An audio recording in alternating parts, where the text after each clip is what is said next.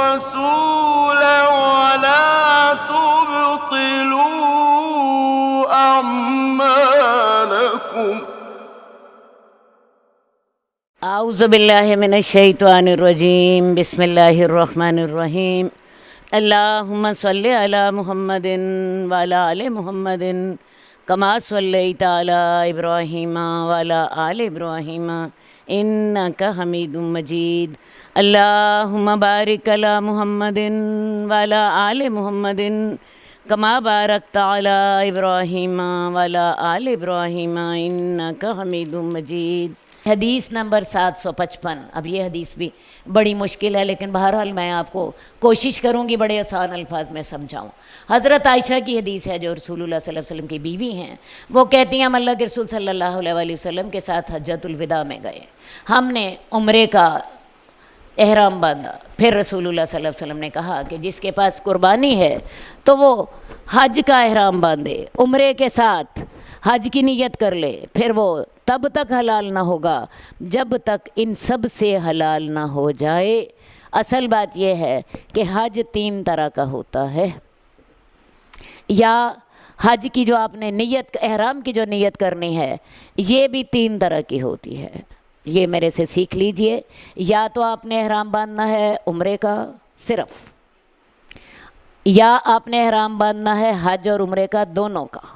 بعض اوقات جیسے آج کل لوگ اب رمضان میں جا رہے ہیں یہ تو صرف عمرے کا احرام باندھتے ہیں اور انہیں وہ احرام یہ لملم سے باندھنا چاہیے. اور میں نے آپ کو بتایا اگر عورت حائضہ بھی ہے تو وہ اپنا احرام باندھ کے وہاں سے چلی جائے اور پھر پاک ہونے کے بعد اپنا عمرہ کر لے. لیکن جو شخص حج کے مہینوں میں جا رہا ہے تو حج جو ہے وہ 3 طرح کا ہوتا ہے. ایک حج ہوتا ہے جس میں آپ حج اور عمرہ دونوں کرتے ہیں. پاکستان سے جو وہ لوگ جاتے ہیں یہ حج اور عمرہ دونوں کرتے ہیں. اسی لیے آپ کو پتہ پہلے جا کے عمرہ کرتے ہیں اور عمرہ کرنے کے بعد احرام کھول دیتے ہیں اور احرام کھولنے کے بعد حج کا احرام دوبارہ باندھ لیتے ہیں. اس حج کو حج تمتع کہتے ہیں. اس حج کو حج تمتع کہتے ہیں جس میں سب سے پہلے جا کے عمرہ کیا، عمرے کا احرام باندھا، عمرے کا احرام باندھ کے عمرے کا احرام کھول دیا. عمرہ آپ کو پتہ ہے 2 گھنٹے میں بھی ہو جاتا ہے اگر رش نہ ہو تو. عمرے میں کیا کرنا ہوتا ہے؟ آپ کو سب سے پہلے بیت اللہ کے 7 چکر لگانے ہیں، 2 رکعت نماز ادا کرنی ہے، اور اس کے بعد آپ کو صفا اور مروہ کے 7 چکر لگانے ہیں جس کو سعی کہتے ہیں. اور اس کے بعد آپ کو اپنے بال کٹوانے ہیں اور بال کٹوانے کے بعد آپ کی احرام کھل جائے گا. یہ ہے عمرہ. ٹھیک ہے. اب جس شخص ایک صورت تو یہ ہے کہ انسان عمرے کا احرام باندھے اور میقات سے عمرے کا اس نے احرام باندھ لیا اور جا کے اس نے پہلے کیا کیا؟ پہلے جا کے عمرہ کیا اور عمرہ کرنے کے بعد احرام کھول دیا. احرام کھولنے کے بعد فرض کیا وہ 10 دن مکے میں رہتا ہے یا وہ 15 دن رہتا ہے اور اس کو مدینے لے جاتے ہیں، مدینے سے وہ واپس آتا ہے، پھر وہ مکہ آ کے اپنے گھر سے حج کا احرام باندھتا ہے کیونکہ ایک دفعہ میقات سے وہ نیت کر آیا ہے. حج کا احرام باندھتا اور حج کا احرام باندھ کے پھر وہ یہ سارے حج کے مناسک ادا کرتا ہے. اس کو کہتے ہیں حج تمتع اور اکثر حاجی یہی کرتے ہیں. لیکن بعض حاجی ایسے بھی ہوتے ہیں جو کہ ایک ہی احرام کے ساتھ حج اور عمرہ اکٹھا کر لیتے ہیں. اور اس کا طریقہ کیا ہوتا ہے؟ میقات سے احرام باندھا حج اور عمرے دونوں کا، اور حج کر کے عمرہ کر کے احرام نہ کھولا اور اسی احرام کے ساتھ حج بھی کر لیا. یہ عام طور پہ وہ لوگ کرتے ہیں جو قریب کے علاقوں سے آتے ہیں یا سعودی عرب کے علاقے سے آتے ہیں، یا بعض اوقات لوگ دبئی سے مثلاً آ گئے، دبئی سے حج کرنے جائیں تو 24 گھنٹے بائی روڈ سفر کر کے تو حج کرنے چلے جاتے ہیں. اور یہ لوگ کرتے کہ ہم پہلے جا کے عمرہ کرتے ہیں، عمرہ کرنے کے بعد اسی احرام کے ساتھ حج کر لیتے ہیں. اس حج کو حج قران کہتے ہیں جس میں عمرے کے بعد احرام نہیں کھلا، اسی احرام کے ساتھ حج پہلے عمرہ کیا، احرام کی پابندیاں باقی رہیں اور اس کے بعد حج کر لیا. اس کو کہتے ہیں حج قران. اور حج قران کا مطلب ہوتا ہے حج اور عمرے کو ملا دینا. تیسرا حج وہ ہوتا ہے جس میں عمرہ ہوتا ہی نہیں ہے، اور یہ ان لوگوں کے لیے ہے جو کہ میقات کے اندر رہتے ہیں. میقات کے اندر رہتے ہیں. مثلاً ایک شخص مکے میں رہتا ہے، وہ اپنے گھر سے ہی حج کا ارادہ کرتا ہے، اپنے گھر سے ہی احرام باندھتا ہے، ایسا شخص عمرہ نہیں کر سکتا، وہ صرف حج ہی کرے گا۔ ایسے حج کو حج افراد کہتے ہیں۔ ہم عام طور پہ جو پاکستانی لوگ ہیں ہم حج تمتع کرتے ہیں۔ تو یہ حج کی تینوں قسمیں ہیں، حج افراد جس میں صرف حج ہوتا ہے، عمرہ نہیں ہوتا، اور یہ ان لوگوں کے لیے ہے جو میقات کے اندر رہتے ہیں، اور حج تمتع جس میں عمرہ کیا، احرام کھول دیا، احرام کی پابندیاں ختم ہو گئیں، آپ نے دوبارہ حج کا احرام باندھا اور پھر حج کیا، یہ حج تمتع ہے۔ اور تیسرا وہ حج جس میں آپ نے ایک ہی احرام کے ساتھ عمرہ بھی کیا اور حج بھی کیا۔ اور یہ میں نے آپ کو بتایا کہ اکثر وہ لوگ کرتے ہیں جو بالکل آخری دنوں میں آتے ہیں۔ مثال کے طور پہ ایک شخص جو ہے 8 ذی الحج کو وہ مکہ پہنچا ہے، وہ کرتا کیا ہے، 8 ذی الحج کو مکہ پہنچا، اس نے پہلے عمرہ کیا اور اسی احرام کے ساتھ اس نے حج بھی کر لیا، کیونکہ حج کی بھی تاریخیں شروع ہو گئی، ٹھیک ہے۔ تو یہ جو 3 قسم کی حج کی 3 اقسام ہیں، تینوں جائز ہیں، کوئی بھی انسان کر سکتا ہے، لیکن ان سب میں سے جو افضل ہے وہ حج تمتع ہے۔ حج تمتع میں انسان کے لیے آسانی زیادہ ہے، پہلے عمرہ کیا، احرام کھول دیا، احرام کی پابندیاں ختم ہو گئیں، اس کے بعد 2 دن 4 دن یا جتنے بھی دن رہے احرام کی پابندیوں کے بغیر رہے، اور اس کے بعد پھر حج کے احرام باندھا، پھر احرام کی پابندیاں شروع ہو گئیں، حج مکمل کیا اور معاملہ ختم ہو گیا، ٹھیک ہے۔ یہ سب سے افضل ہے کیونکہ اس میں انسان کے لیے آسانی زیادہ ہے۔ دوسری بات یہ ہے کہ حج تمتع میں عبادت بھی زیادہ ہے۔ عبادت اس طرح زیادہ ہے کہ جو شخص حج تمتع کرتا ہے پہلے عمرہ کرتا ہے اور اس کے بعد حج کرتا ہے، ٹھیک ہے۔ لیکن جو شخص حج قران کرتا ہے، اس نے جو پہلے عمرہ کیا تھا اس میں اس نے طواف کیا اور سعی کی، اس کی جو سعی ہوتی ہے وہ حج کی سعی کو کافی ہوتی ہے۔ اسے حج والے دن، حج کے دوران، وہ 10 تاریخ کو صرف اگر طواف کر لے اور سعی نہ کرے تو عمرے کی سعی اس کے لیے کافی ہوتی ہے۔ لہٰذا حج تمتع والا تو 2 سعیاں کرے گا، ایک سعی ہو گئی اس کے عمرے کی اور ایک سعی ہو گئی اس کے حج کی۔ لیکن جو طواف قران والا ہے اس کی جو عمرے کی سعی ہے وہ اس کو حج کی سعی کو کافی ہوگی۔ اور صحیح بات میں آپ کو بتاؤں، حج والے دن سعی کرنی بڑا مشکل کام، کیونکہ اتنا رش ہوتا ہے، اتنی مشقت ہوتی ہے 10 تاریخ کو کہ انسان کے پاؤں میں آبلے پڑ جاتے ہیں۔ اور اس دن اگر طواف کرنے کے بعد جو ہے صفا اور مروہ کی سعی نہ کی جائے، انسان کے لیے بہت بڑی آسانی ہے۔ تو حج قران میں سعی 2 سعیوں کی بجائے ایک ہی سعی ہے۔ تو اس لیے میں نے آپ کو بتایا کہ ان دونوں حجوں میں سے حج تمتع زیادہ افضل ہے، کیونکہ اس میں عبادت بھی زیادہ ہے اور لوگوں کی آسانی بھی زیادہ ہے۔ بہت سے لوگ حج قران اس لیے بھی کرتے ہیں تاکہ انہیں حج والے دن کی سعی جو ہے وہ نہ کرنی پڑے اور عمرے ہی کی سعی ان کی حج کی سعی کو کافی ہو جائے۔ بوڑھے افراد ایسا کر لیتے ہیں، بیمار افراد ایسا کر لیتے ہیں، اور بالکل آخری دنوں میں آنے والے افراد ایسا کر لیتے ہیں۔ اب یہ ہے کہ رسول اللہ صلی اللہ علیہ وآلہ وسلم نے جب حج کیا ہے، میں نے بتایا آپ نے ایک ہی حج کیا ہے، آپ نے آغاز میں جو ہے عمرے کا احرام باندھا۔ اب رسول اللہ صلی اللہ علیہ وآلہ وسلم حج کے لیے 26 ذی القعدہ کو مدینے سے نکلے، 26 ذی القعدہ کو مدینے سے نکلے ہیں، اور آپ 4 ذی الحج کو اتوار کے دن مکہ پہنچے، اور وہاں پہنچ کر آپ نے صحابہ کو کہا کہ وہ پہلے عمرہ کریں۔ اب عمرہ جب صحابہ نے کر لیا تو صحابہ کے عمرہ کرنے کے بعد رسول اللہ صلی اللہ علیہ وسلم نے انہیں حکم دیا کہ تم ایسا کرو کہ تم احرام کھول دو، جبکہ صحابہ کا خیال یہ تھا کہ ہم اسی احرام کے ساتھ حج بھی کریں گے۔ لیکن درمیان میں 4 تاریخ کی صبح کو پہنچے ہیں، اتوار کا دن تھا، 4 تاریخ کی صبح کو پہنچے، درمیان میں 4 5 6 7 یہ 4 دن تھے، کیونکہ 8 دن کو پھر حج کا احرام باندھنا تھا۔ 4 دن تھے، اللہ کے رسول نے اجازت دے دی کہ تم احرام اتار دو، بیویوں کے پاس جا سکتے ہو، ٹھیک ہے۔ لیکن آپ نے فرمایا کہ جس شخص نے قربانی جس کے پاس ہے وہ احرام نہ اتارے، جو شخص ساتھ قربانی لایا ہے وہ احرام نہ اتارے جب تک کہ وہ اپنی قربانی کر کے فارغ نہ ہو جائے۔ اور رسول اللہ صلی اللہ علیہ وسلم خود اپنی قربانی ساتھ لائے تھے، آپ کے ساتھ حضرت علی، حضرت ابو طلحہ اور رسول اللہ صلی اللہ علیہ وسلم، یہ لوگ تھے جو قربانی اپنی ساتھ لائے تھے۔ باقی سب صحابہ کو آپ نے حکم دے دیا کہ وہ عمرہ کرنے کے بعد احرام کھول دیں۔ اب صحابہ کو یہ بات بڑی عجیب لگی، کیونکہ صحابہ کو یہی عادت تھی کہ ایک ہی احرام کے ساتھ وہ حج بھی، عمرہ بھی کرتے تھے اور احرام بھی کرتے تھے۔ ویسے ایک بات سوچ لیجئے، صحابہ کے لیے احرام بڑا مشکل تھا۔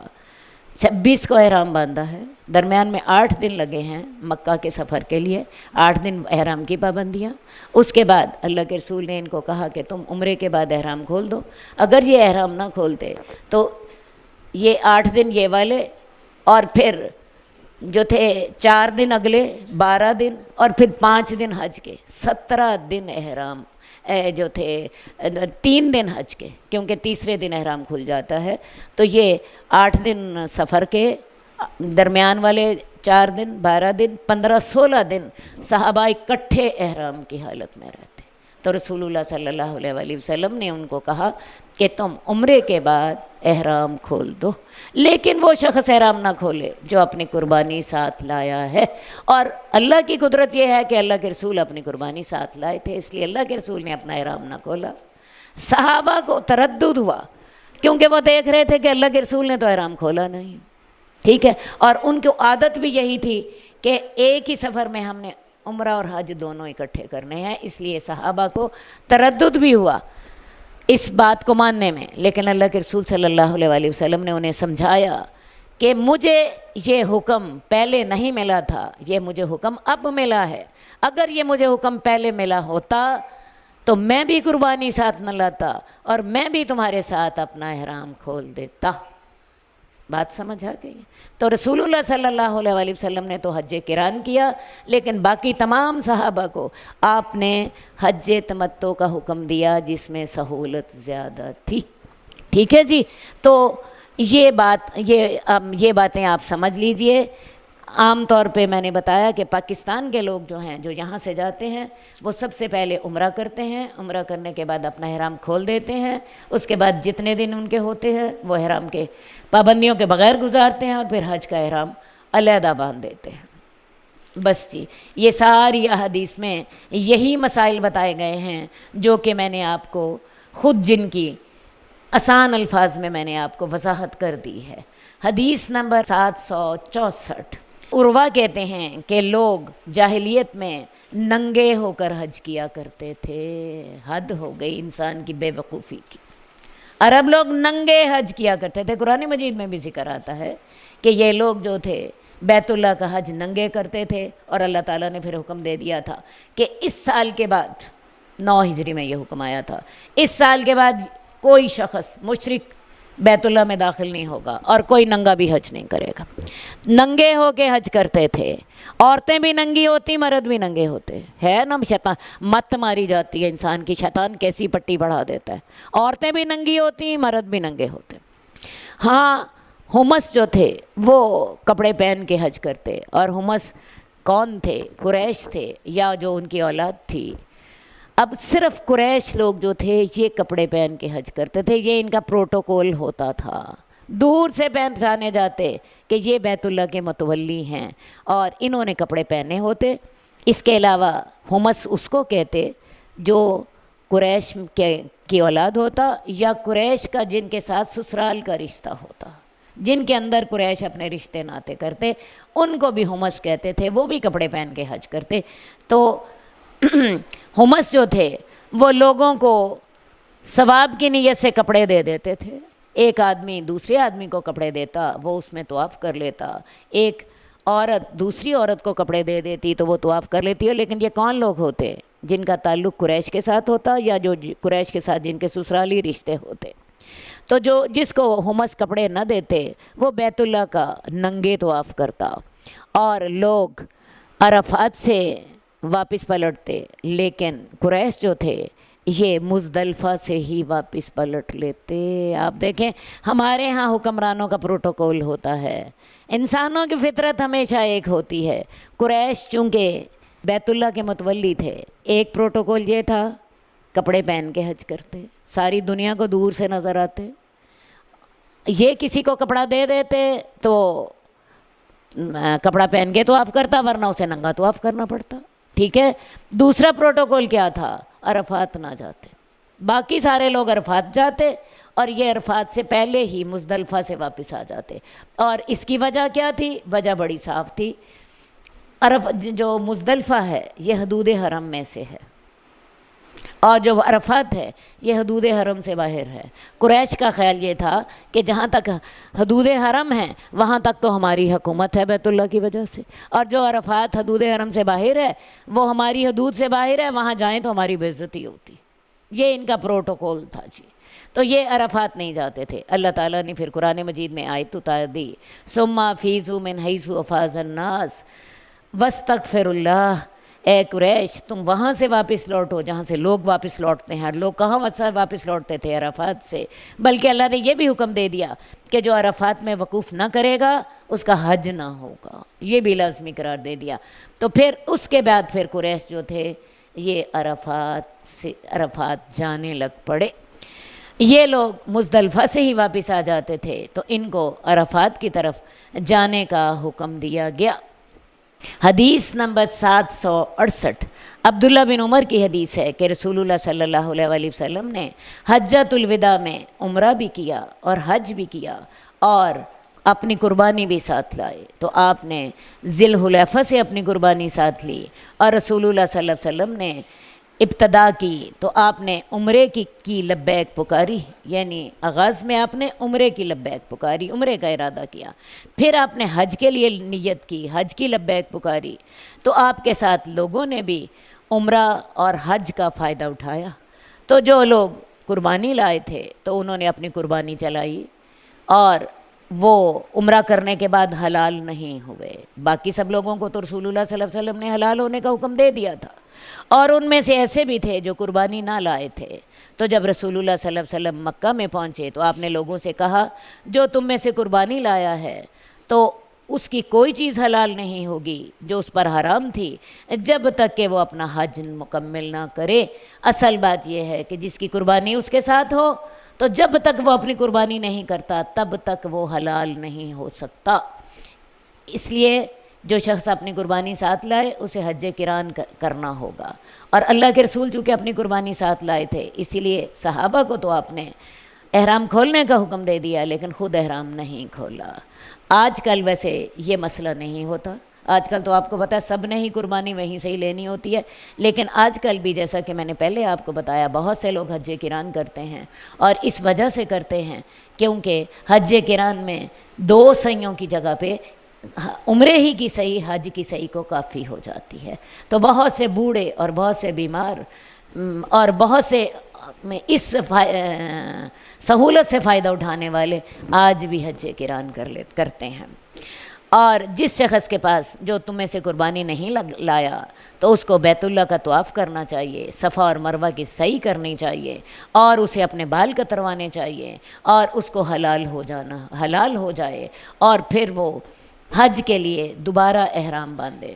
تو جو شخص ایسا نہ پائے تو وہ 3 دنوں کے روزے رکھے حج میں، اور 7 جب وہ اپنے گھر کی طرف لوٹے۔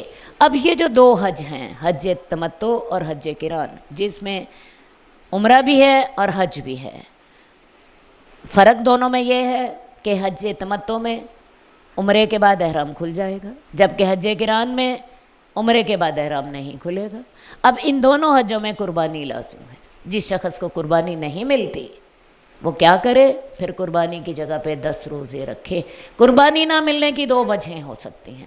ایک وجہ تو یہ ہے اس کے پیسے چوری ہو گئے، اس کے پاس پیسے ہی نہیں، یا دوسری وجہ یہ ہو سکتی ہے اسے قربانی مل ہی نہیں رہی۔ ویسے یہ آج کل تو قربانی بڑی عام ہوتی ہے وہاں پہ، لیکن اگر کسی بھی وجہ سے وہ قربانی نہیں کر پاتا تو پھر اس کو قربانی کی جگہ پہ 10 روزے رکھنے چاہیے۔ 3 روزے وہ رکھے، 11 ذی الحج کو، 12 ذی الحج کو، 13 ذی الحج کو۔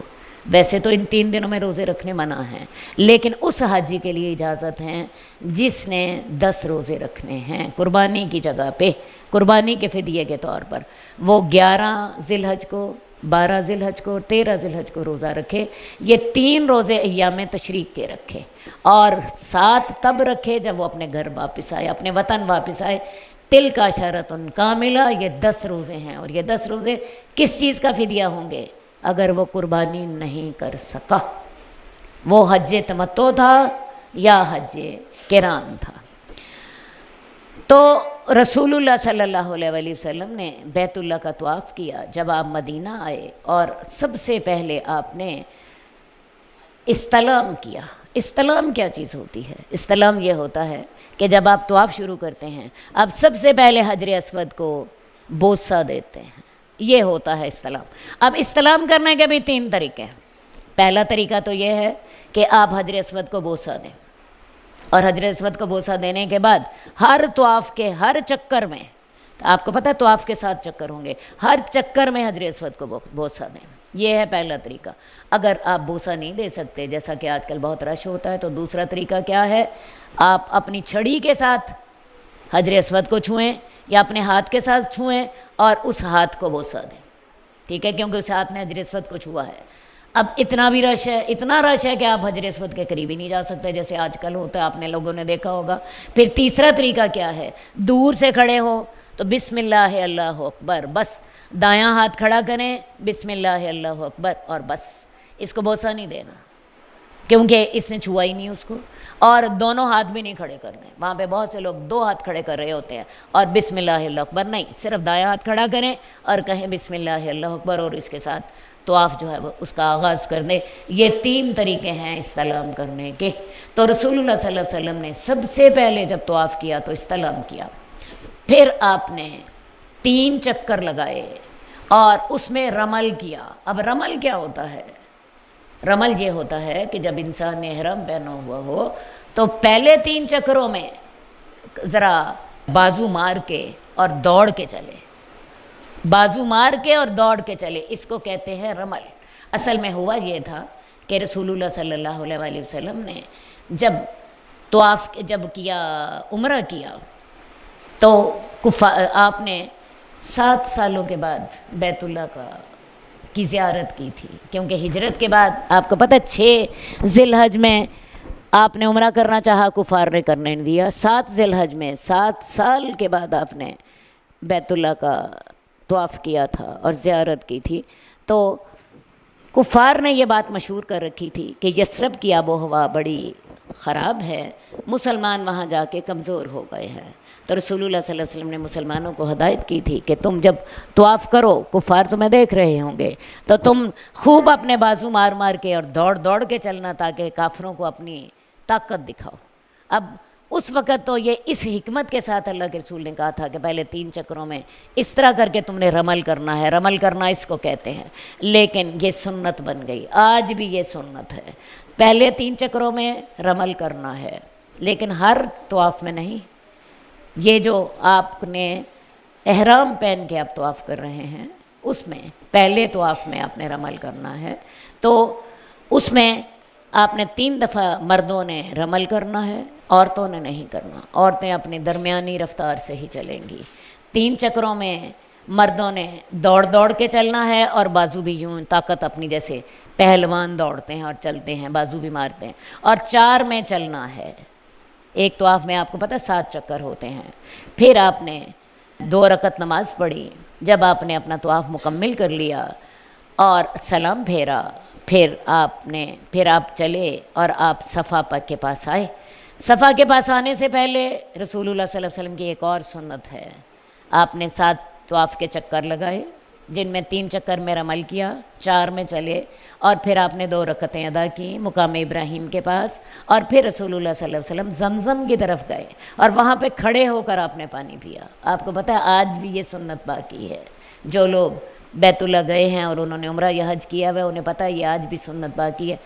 اپنا طواف کرنے کے بعد پھر زمزم میں جائیں اور وہاں جا کے زمزم کا پانی پئیں۔ اس کے بعد پھر رسول اللہ صلی اللہ علیہ وسلم صفا کی طرف آئے، تو آپ نے صفا اور مروہ کی پھر صحیح شروع کی، اور اس کا آغاز آپ نے صفا کے ساتھ کیا۔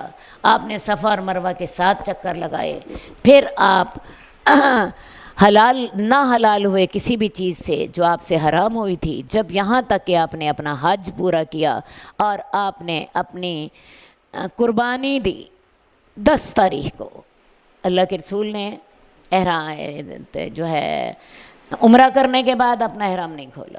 میں آپ کو وجہ پہلے 3-4 دفعہ بتا چکی ہوں، کیونکہ اللہ کے رسول صلی اللہ علیہ وسلم ساتھ قربانی لائے تھے، آپ نے حج قران کیا تھا، تو آپ نے اسی جو تھا احرام اس کو برقرار رکھا، اور آپ نے اسی احرام کے ساتھ حج کیا، کیونکہ آپ کے ساتھ قربانی تھی۔ جب آپ نے 10 ذی الحج کو اپنی قربانی منا میں کر لی تو پھر آپ کا احرام کھلا۔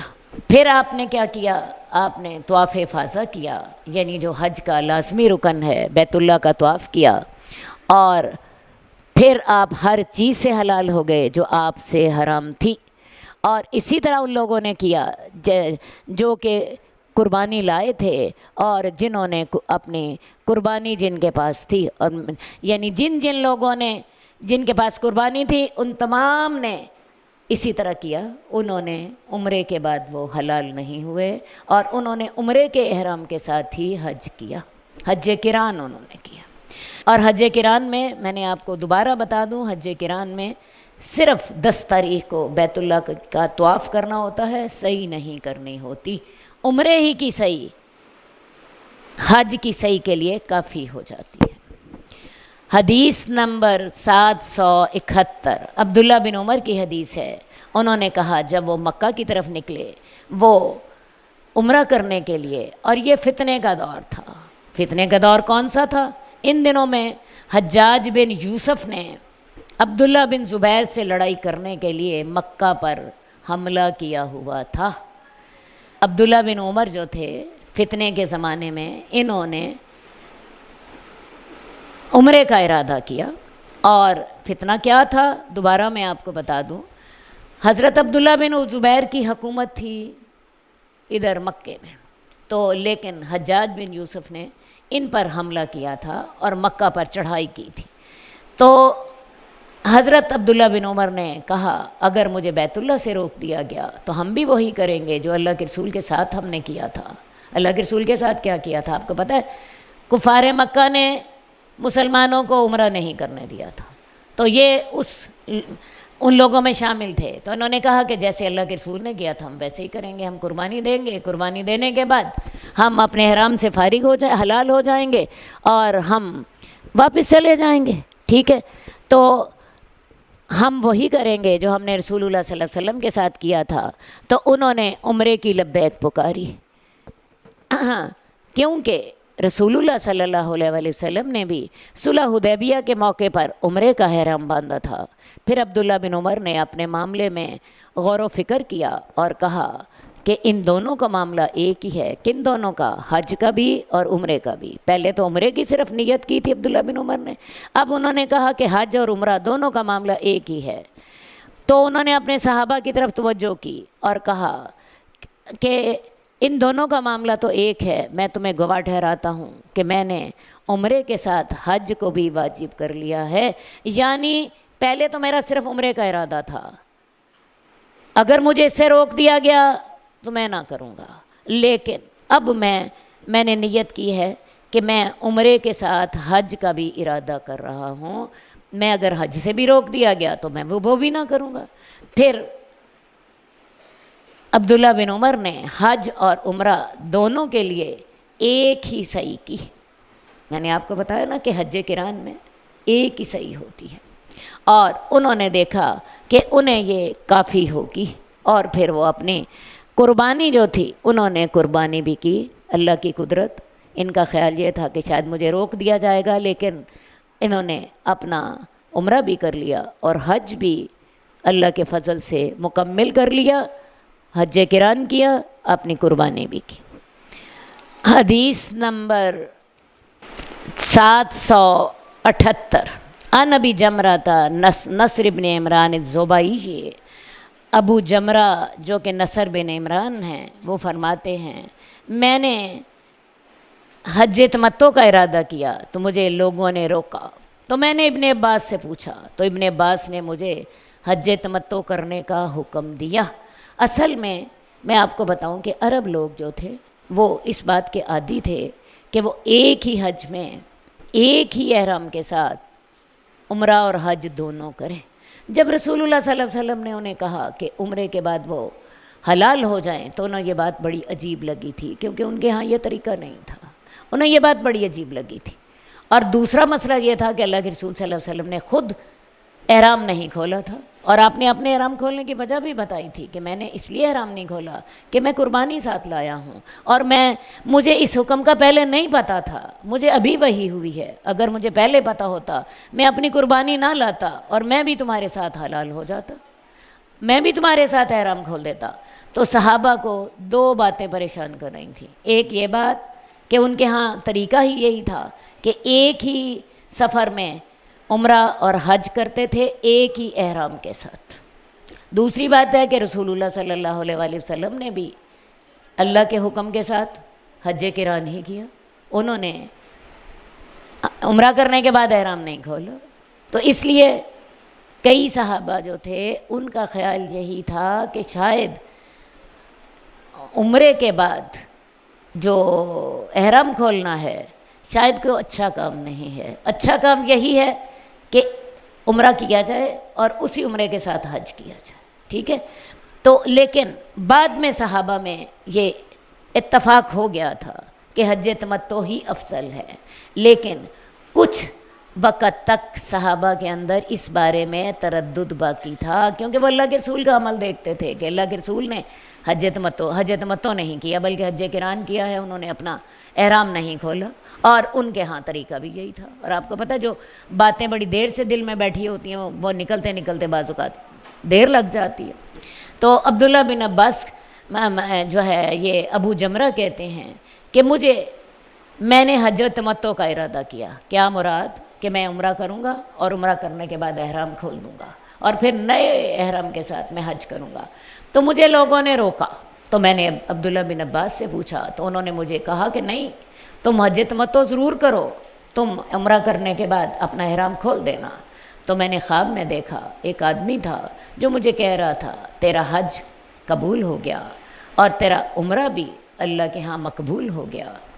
تو میں نے عبداللہ بن عباس کو اس بات کی خبر دی، تو انہوں نے کہا یہ رسول اللہ صلی اللہ علیہ وسلم کی سنت ہے۔ تو انہوں نے مجھے کہا کہ میرے پاس ٹھہرو تو میں تمہیں اپنے مال میں سے کچھ حصہ دوں گا۔ شعبہ کہتے ہیں تو میں نے کہا کہ وہ اپنے مال ان کو کیوں دیں گے؟ انہوں نے کہا اس خواب کی وجہ سے جو میں نے دیکھا تھا، کیونکہ خواب میں کسی نے ان کو بشارت دی کہ حج تمتع جو ہے یہ حج قبول ہے، عمرہ بھی مقبول ہے، تو اس وجہ سے حضرت عبداللہ بن عباس نے انہیں خوشی کے طور پر یہ مال دیا۔ حدیث نمبر 782 حضرت انس کی حدیث ہے، وہ کہتے ہیں کہ رسول اللہ صلی اللہ علیہ وآلہ وسلم نے ذیقعد میں 4 عمرے کیے، مگر وہ عمرہ جو اپنے حج کے ساتھ کیا، ایک انہوں نے حدیبیہ کا عمرہ ہے اور ایک اگلے سال کا ہے اور ایک جیرانہ سے ہے، جب انہوں نے غزوہ حنین کے مال تقسیم کیے، اور ایک عمرہ وہ تھا جو آپ نے اپنے حج کے ساتھ کیا تھا۔ تو رسول اللہ صلی اللہ علیہ وآلہ وسلم نے حضرت انس کے مطابق 4 عمرے کیے ہیں، ایک وہ جو کہ حدیبیہ کے سال تھا، لیکن صحیح بات ہے حدیبیہ کے سال آپ عمرہ کی نیت ضرور کی تھی، عمرہ کر نہیں سکے تھے، کفار نے کرنے ہی نہیں دیا تھا۔ اگلے سال پھر آپ نے عمرۃ القضاء کیا، پچھلے سال کے عمرے کی قضا دی، یہ ایک عمرہ ہوا۔ دوسرا عمرہ آپ نے جب غزوہ حنین ہوا ہے تو غزوہ حنین میں آپ نے جیرانہ سے احرام بند کے آپ نے عمرہ کیا تھا، یہ 2 عمرے ہو گئے۔ اور تیسرا عمرہ آپ نے کیا ہے جو کہ آپ نے اپنے حج کے ساتھ کیا ہے، یہ جو آپ نے 10 ہجری میں اپنا حج کیا ہے، اور ان میں سے 2 عمرے جو ہے وہ ذیقعد میں کیے ہیں، 2 عمرے ذیقعد میں کیے ہیں، یہ جو عمرۃ القضاء ہے یہ بھی ذیقعد میں ہوا ہے، اور جیرانہ سے جو عمرہ کیا ہے یہ بھی ذیقعد میں ہوا ہے، اور لیکن جو حج کے ساتھ عمرہ تھا وہ آپ نے ذی الحج میں کیا تھا، 4 ذی الحج کو، ٹھیک ہے جی۔ تو رسول اللہ صلی اللہ علیہ وآلہ وسلم نے اپنی زندگی میں کل 3 عمرے کیے ہیں۔ حدیث نمبر 786 عبداللہ بن عباس کی حدیث ہے کہ رسول اللہ صلی اللہ علیہ وسلم نے انصار کی ایک عورت سے کہا تھا، تجھے کون سی چیز روکتی ہے کہ تو ہمارے ساتھ حج کرے؟ یعنی تم ہمارے ساتھ حج کرو، ہمارے ساتھ کیوں نہیں حج کرتی؟ وہ کہنے لگی کہ ہمارے پاس پانی ڈھونے کے لیے ایک ہی اونٹ ہے اور اس پر میرا خاوند اور میرا بیٹا حج کے لیے جا چکے ہیں، اور اب ہمارے پاس ایک ہی اونٹ ہے جس کے ساتھ ہم پانی ڈھوتے ہیں۔ یعنی مراد کیا تھی؟ میرے پاس سواری نہیں ہے، ایک سواری زائد تھی، اس پر میرا خامد اور بیٹا دونوں ایک اونٹ پر بیٹھ کے جا چکے ہیں اور میرے پاس اب سواری نہیں ہے۔